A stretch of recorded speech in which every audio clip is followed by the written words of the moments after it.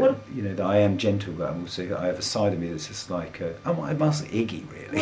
Yeah, and Chrissie Hynde's good at that. To me, I thought I was Chrissie Hynde for about 3 years when I was in the art property, I swear. If you check out Soho Square, the song Soho Square by The Lovers, you'll see what I mean. It's like, do you think you were Chrissie Hynde singing Talk of the Town? Yes, that's what I wanted to be, I think. It's crazy. And Joni Mitchell was my biggest guitar influence. Yeah. Guitar tunings, and Keith Richards. Just the sound Keith gets, that slashing Keith sound. Yeah. And I always knew he had one until he had a sound, and then I remember hearing a sample on the record of Undercover in the Night, and it's sort of like a sample of it, but as soon as it appears, it's his timbre. I like that, and it's the shapes around the middle strings, not the top strings or the bottom strings so much as the middle sometimes, that sort of moody sort of Keith, and then Joni's big picking sound on Woodstock, you know, and I have got that under my belt, and it is in my sound. Yeah. I do. A friend of ours once said that there should be a blue plaque on your flat, on the wall outside your flat. Would you care to explain? Well, that I made in my flat. I think in my flat in Benedict Street, I made something like 25 collections of music for people to put commercially into the world. My own few albums I made there, Mark Kelly's 2 albums, Simon Price's Peaceful Lane, Mark Kelly's Freedom Train and solo, and Simon Price's Heroes album, Jeff Coker's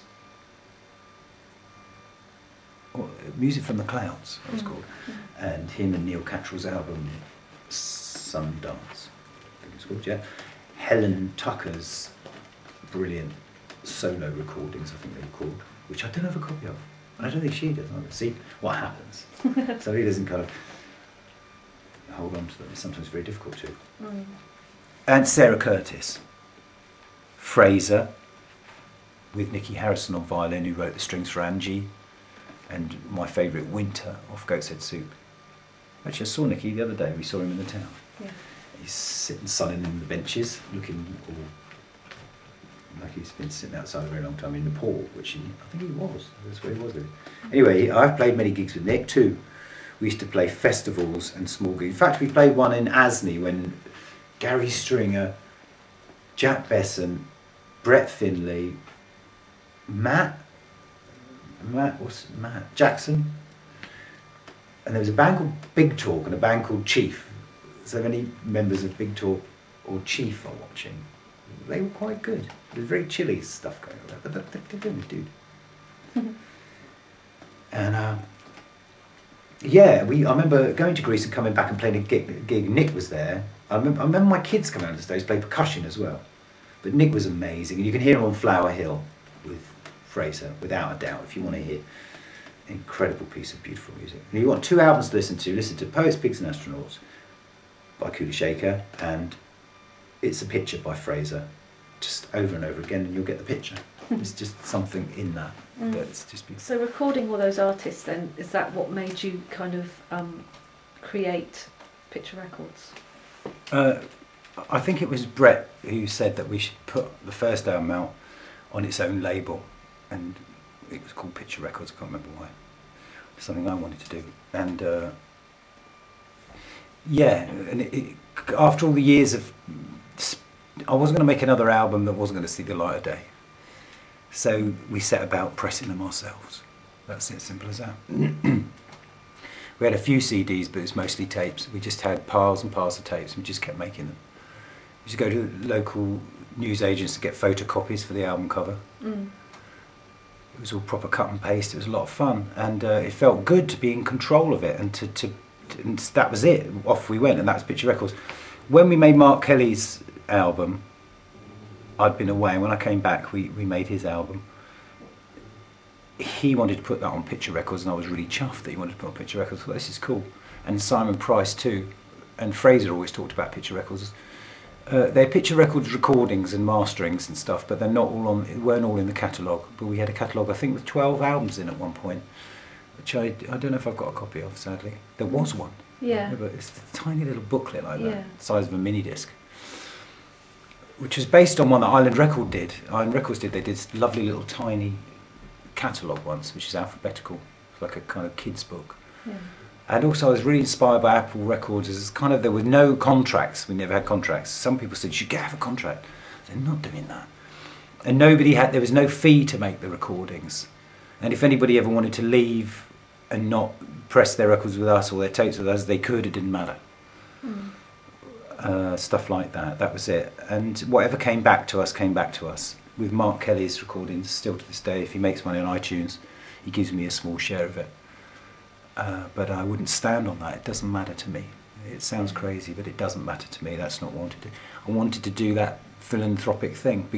And everyone on the label had idiosyncratic guitar playing, a beautiful voice, and could write beautiful songs. And if you check Simon Price and Mark Kelly, Sarah Curtis, Helen Tucker, all you're hearing is just brilliant singers. Fraser, just brilliant singers, brilliant songwriters with the guitar, and they all played their music live. You know, I met them all in the bar. I used to say, "Is that your songs?" And they go, "Yeah." You know, and there's these guys just in a bar. No one knows them, and they've never made a record. That was like me. So you know, I thought, well, they're all going to have records from now on. It was like Christmas every day, and it carried on. Now it does the picture records. I stopped working in music for 5 years to look after Grace and also to work with other kids. So I took another 5 years out of playing music. And yeah, well, I kind of met you towards the end of that 5 years, and you'd already but you had been, even though you weren't doing a lot of music and gigs and stuff, you were recording the album Paint and Light, weren't you? And I met you around about the time you'd nearly finished recording it. yes, I crawled back to Glastonbury barely alive and got myself a small place to live in with a beautiful yard with lots of people. There's caravans and a fire pit, so we'd sit around. It was very beautiful. It was like being away. And it was a little sort of tiny festy scene in the middle of town, you know. But I really wanted to shut myself away and do something. And I started to put Paint and Light together, which is probably the startings of 3 albums, actually. One jazzy one at the end called Naturalize, one in the middle called Paint and Light, which had a bunch of sort of almost returning to sort of spiritual songs or life path songs, and then another bunch of stuff which was kind of a backlash on the communications, which is so always positive, which was called Emotional Heights, which is like the other side, you know. And that became Paint and Light album, all sort of 80 minutes of it. Yeah. And yes, and asked you to sing on it, on this song called Play On, which we found the recordings the other day, and it sounds like a Pretender song. It's like Talk of the Town or something. Talk of the Town again. And but it didn't have, needed an angle, and everything on the album had an angle from now on. I wanted to use rhythms again like the Blue Orchestra, and everything had to have an angle. It wasn't going to be as well sung or in the right keys necessarily or anything, but everything was going to be something interesting. I had one song left over which is called Solid Ground, and that was left over from the end of the communications, and it was around when we made Fisher King, but I didn't think it belonged on the album, so it just lived on. And one called Kryptonite, and another one, Kryptonite, that's it. And it became that. Also there was a set of mandolin songs on it. My mum's neighbour, Beryl, who's well into her 90s now, she bought a mandolin, growing up on the Isle of Wight, she bought a mandolin in Portsmouth, went on the ferry boat to buy one when she was 14. So she gave me this really old mandolin, and I immediately wrote 4 tunes. Never really written any more. So that was all I could get out of it, but 4 tunes, and they're on the album. Isadora D, Stomp, Vancouver Girls, and Sky Gods. Yeah. Anyway, it's an interesting bunch of stuff. And then we set about to make videos to go with it. The first one we did was Brooding King. 23 songs later, 2 hours 20 minutes with drama to go with it, linking all these songs, and what the story is that came out of the linking of these songs, which was just an album put together, sounded right. Then it's like how you tell a story that starts at the beginning, goes through all these songs and ends up somewhere, and this is what we did. And we did. Yeah. And it's a bizarre. We ended up all sorts of places. Yeah. We did most of it in South Somerset. And I tried to play an ordinary guy, kind of thing, you know. Yeah. He's a bit. When it's a bit eccentric, it's because he's another character. Like the Brooding King is this character who locked himself away with all his history and his music and never saw the light of day again, like Miss Havisham or something. And he appears in the story of Brooding King. Yeah. And so anything that excused some of the kind of why were we doing that? And in Stomp we're aliens and we come down to earth, and then but then it was all a dream, and stuff like that. And I have never really understood what we've done or what we've made. We find a giant cross in the church, a giant cross in a park, and decide that we need to take it back to the church. So it's there's this vision of us carrying this giant cross. What we're trying to say, I don't know, is that people are just people, and life is life.